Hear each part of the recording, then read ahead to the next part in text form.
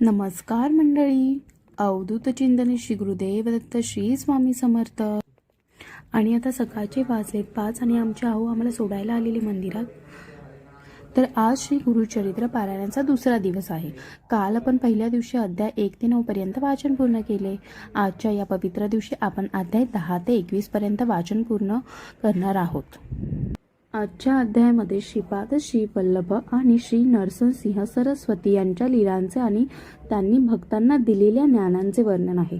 या अध्यायाच्या वाचनाने आपल्या मनातील नकारात्मकता दूर होते, व्यवसायात किंवा नोकरीत यश मिळते आणि आरोग्याच्या समस्या दूर होतात असा भक्तांचा अनुभव आहे. आज स्वामी किती गोड दिसत आहेत, तुम्ही बघितलं का? सगळ्यांनी दर्शन घ्या स्वामींचे आणि मला कमेंट बॉक्समध्ये श्री स्वामी समर्थ असं कमेंट करा. तर आज आहे मंदिरामध्ये चंडी यज्ञ. चंडी यज्ञ म्हणजेच श्री चंडी होम हा हिंदू धर्मातील एक अत्यंत शक्तिशाली आणि महत्त्वाचा धार्मिक विधी आहे, जो आदिशक्ती दुर्गा देवीला समर्पित असतो.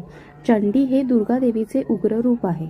हा यज्ञ नकारात्मक शक्तीचा नाश करण्यासाठी, अडथळे दूर करण्यासाठी आणि जीवनात समृद्धी, आरोग्य, शांती प्राप्त करण्यासाठी केला जातो.